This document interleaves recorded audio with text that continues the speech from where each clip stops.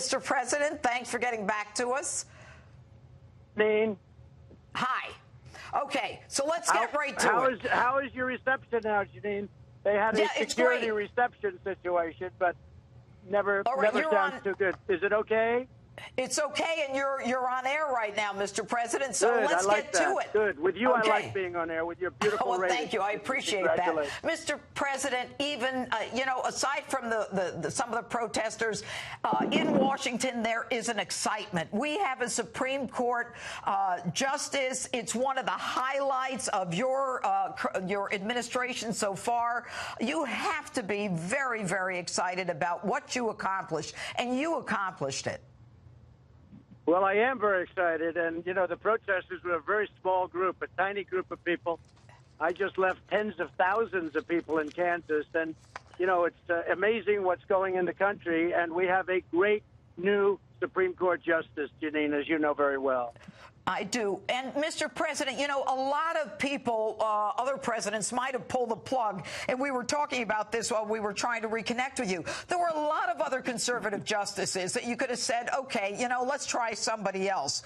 And it wouldn't have been the first time a president did that. But you stuck with Kavanaugh during his darkest moments. Why?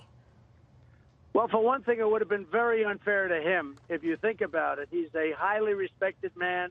What the Democrats did was disgraceful. These things happened that just came out of the wind. There was no corroboration. There was no anything, Jeanine. This is a high-quality, brilliant man. He'll be a phenomenal Supreme Court justice. And it was my honor to stick. And I know that. A lot of people told me that. They said, well, we'll switch.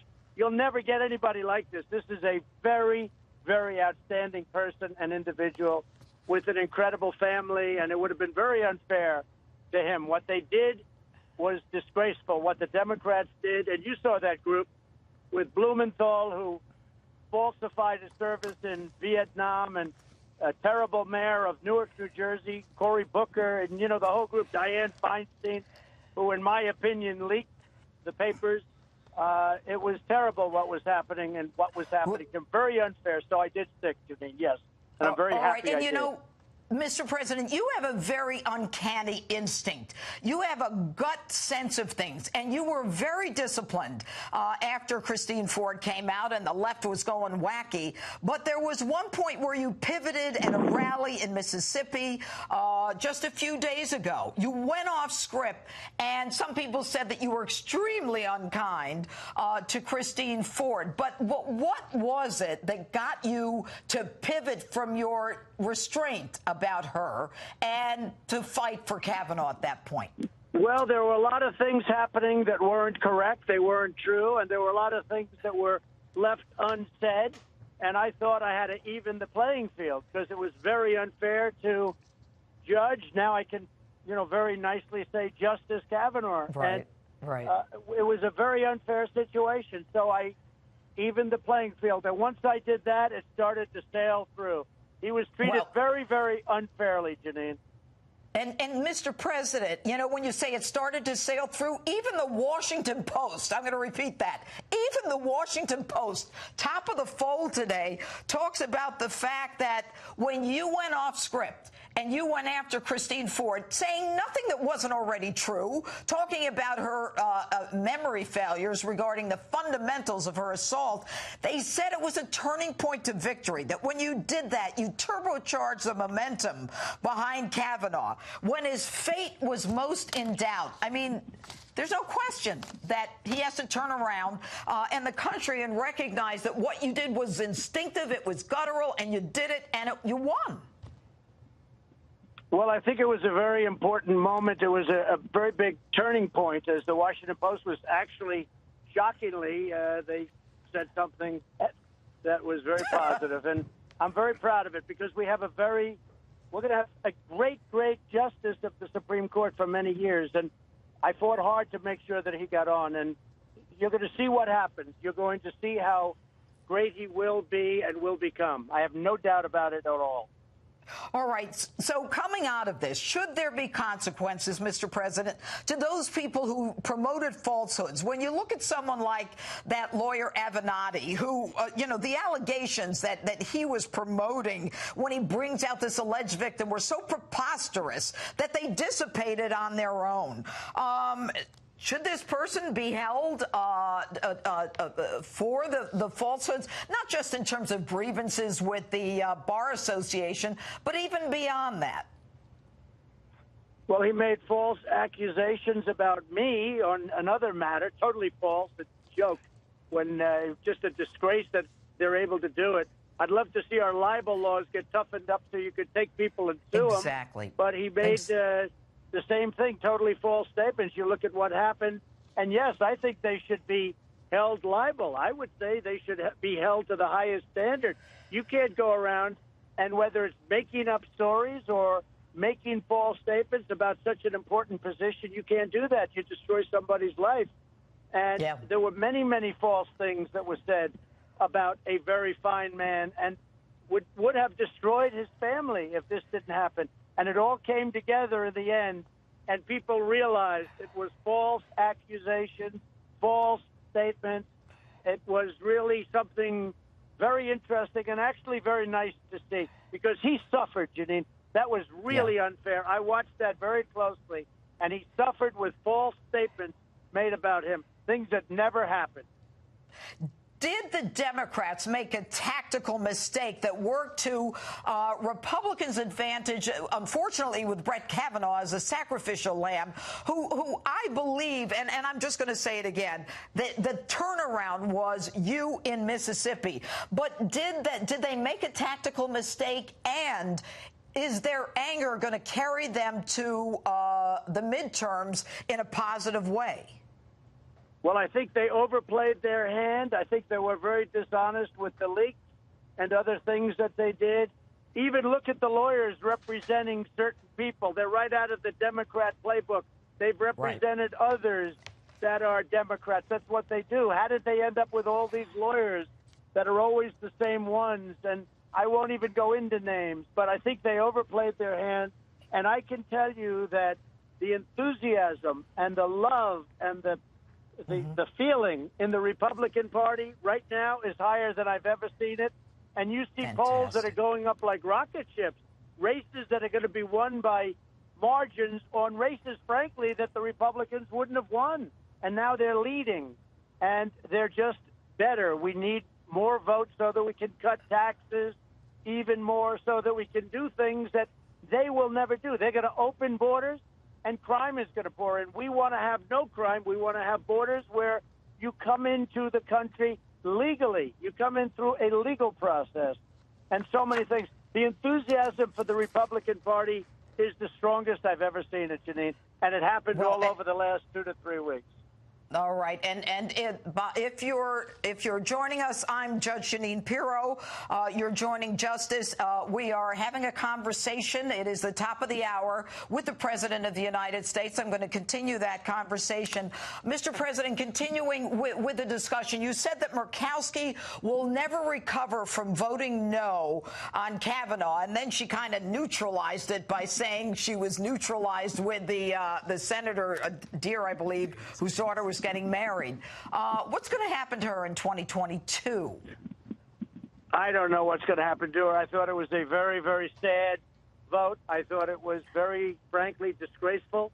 And I appreciate that a Democrat, Joe Manchin, came and he voted in favor of Justice Kavanaugh, and that was a good thing. But that was very disappointing. The people of Alaska, I've had tremendous success in Alaska. And what I've done for them with Anwar, which is one of the biggest drilling sites in the world. Ronald Reagan tried to get it approved. Bush tried to get it approved. Everybody tried to get it approved for close to 50 years. I got it approved. It means trillions of dollars. And I'm not equating one thing with the other at all. But I've done so much for Alaska. I was shocked to see her vote. Absolutely shocked. And frankly, so were other Republicans. It was a very sad day, I think, for her. And I think it will go down as a sad day for her because she's going to become a great Supreme Court justice.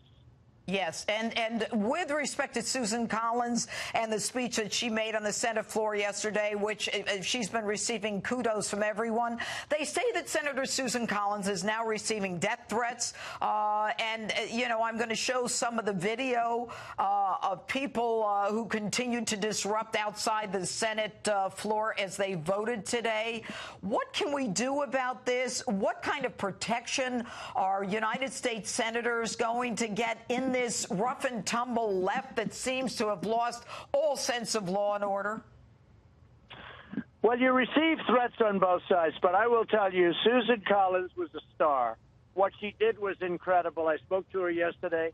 What she said and the way she said it was brilliant, and it really covered it. She has, from the beginning, really liked Brett Kavanaugh. She had respect for his incredible genius, him as a scholar, him as a, great person of the law. Nobody knows it better. And she respected that. She respected it right from the beginning, and she wanted to make sure that she was right on every other subject, including outside influence that came in. And in the end, she went through, probably as carefully as anybody, she went through every paper, every document, and I thought her statement yesterday was absolutely brilliant, and we're very proud of her. And I'll tell you what, she's more popular now than she's ever been, and she's always been good, but she is more popular now, Jeanine, than she's ever been. You know, one of the things that she referenced, Mr. President, was that there was dark money, that's a quote, dark money opposing this Kavanaugh nomination. What do you think she meant by that? Well, I think I'd rather let her explain it, but it's a very, very serious thing going on with respect to this nomination.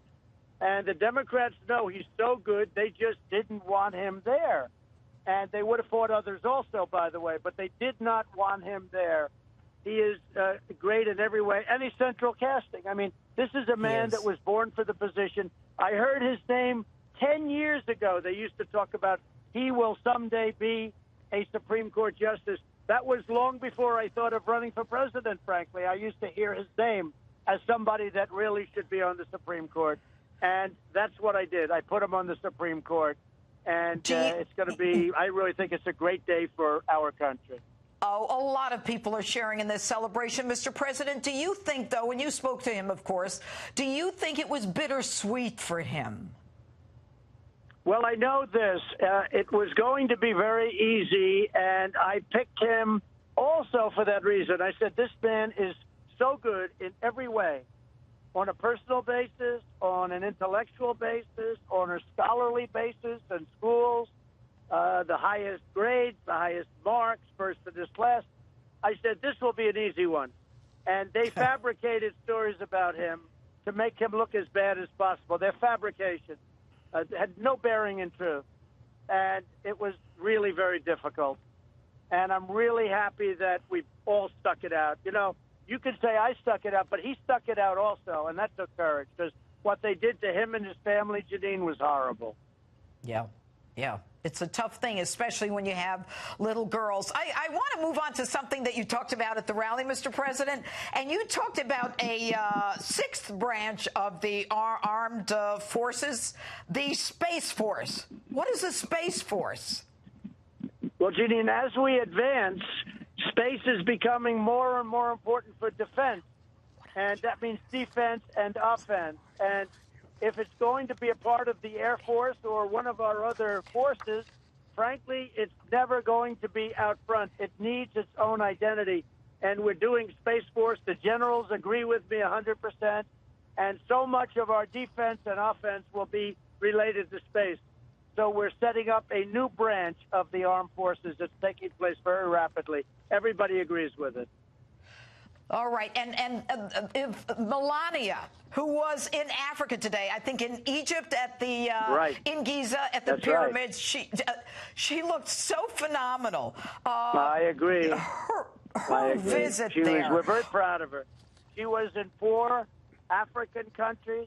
She went today. She was actually at the pyramids, and she's coming home. She'll be home very early tomorrow morning, and she did a fantastic job. She's a great first lady. She's representing our country so well. and people love Melania, and they're all very proud of her. Well, your numbers have certainly gone up, but I must tell you, her numbers are even higher. And she is such a classy First Lady. It's always great looking at her and listening to her. Mr. President, I am sure you have a lot of things to celebrate tonight. I am hoping that as we go toward the midterms, that that we'll be able to get the results of this successful, or feel the results of this successful momentum for your party, although I suspect the Democratic anger is going to be out there, too. Last question, which one wins? Well, I think the Republicans are going to do very well. We need some more. You know, we have these tiny majorities, tiny. If somebody catches a cold, Jeanine, it's like we have to wait till they come back. We need more votes to get it all done. We're building the wall as we speak. But I want to get it all at one time because we can have it done very quickly, and so many other things. But for the most part, we've done almost everything. We're building the military. We have all of the money we need. That was very tough. That was massively more than the wall. The wall is very small by comparison, but we've done so much, and we're so happy about it. We're doing a great job for the American people, and it is my honor to do that. I'm very happy about it. All right. Mr. President, we thank you very much for joining Justice this evening. I think it's time you celebrated a little, although knowing you, you'll probably just go back to work. Thank you very much. Thank you very much, Jeanine. Thank you. All right.